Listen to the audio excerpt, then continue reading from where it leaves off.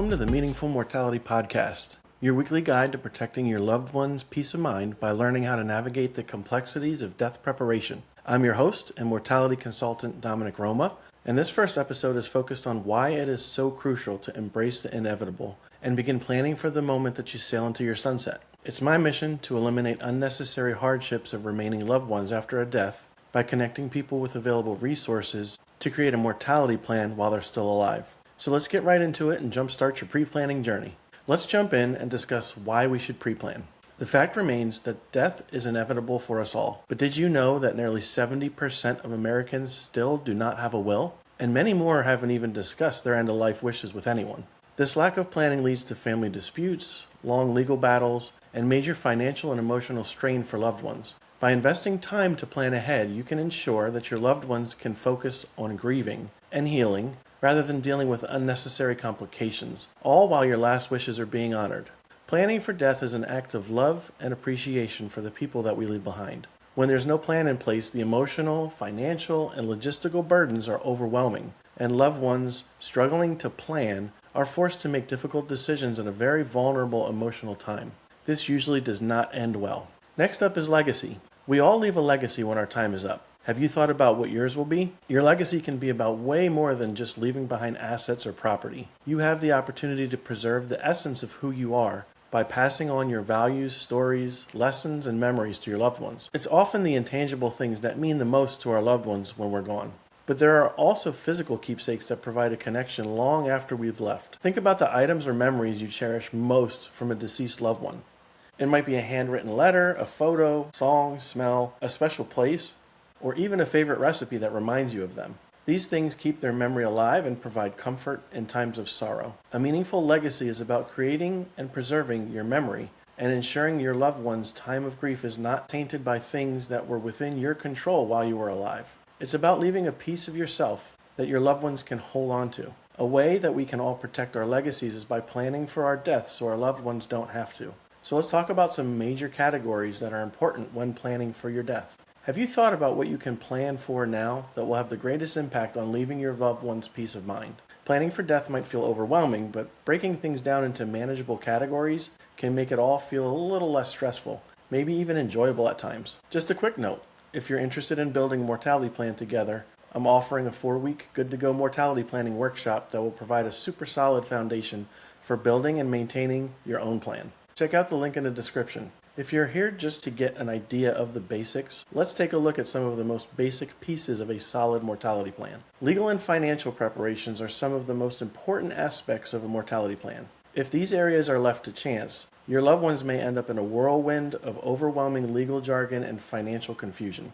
Most of us know that creating a traditional will is one of the best ways to help ensure a better experience for anyone attempting to settle outstanding affairs. A will is a legal document that clearly outlines your wishes for the settlement of your estate and distribution of your assets. Without an existing will, you are considered to have passed away intestate, meaning the state gets to decide what happens to your assets. And we all know that most likely won't align with anyone's wishes. Alongside a traditional will, it is important to consider creating a living will. A living will outlines your medical wishes and selects a healthcare and financial power of attorney or POA. This will help things run smoothly while you are still alive if you ever reach a state of being that requires someone else to make decisions on your behalf. These documents ensure your medical and financial decisions are made according to your wishes, or at least in your best interest, if you're unable to make them yourself. Life insurance is another important aspect of a mortality plan. It can provide financial support for your loved ones, covering funeral expenses, debts, and providing a financial cushion during a very difficult time. When it comes to planning for death, having clear medical information and preferences is crucial. It's important to outline your wishes regarding medical treatments and interventions, especially in cases where you may not be able to communicate them yourself. Medical preference documents can include a POLST, or Physician Orders for Life-Sustaining Treatment, or a DNR, DNI, or DNH order, which stand for Do Not Resuscitate, Intubate, or Hospitalize. You can express these preferences through the living will we spoke about earlier, detailing the types of medical procedures you do or do not want, and through a healthcare power of attorney designating a trusted individual to make medical decisions on your behalf. By documenting your medical wishes, you can ensure that your family and healthcare providers understand and respect your choices during critical moments when every second counts.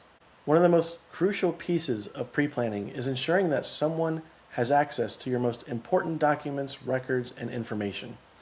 In addition to keeping your wills and financial records in a centralized location that's secure, consider creating a comprehensive checklist that includes all necessary documentation, things like tax returns, insurance policies, and property deeds. It's also important to share this information with a trusted individual. This could be a family member, attorney, or financial advisor who can access and manage these documents when needed.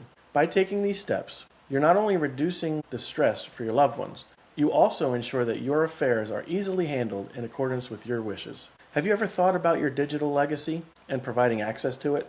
We're living in a digital age, and our online preferences and presence is a significant part of our lives. Make a list of your digital accounts and passwords and decide what you want to happen to them. Who do you want to have access? What will happen with your social media accounts? Many platforms offer memorialization options for profiles, which can be a beautiful way for loved ones to remember you. The important thing is that someone you trust has access and knows what you would like to happen with your digital presence. Last wishes are often thought about but not discussed, or documented before it's too late. Identifying and communicating your last wishes involves more than just legal and financial details.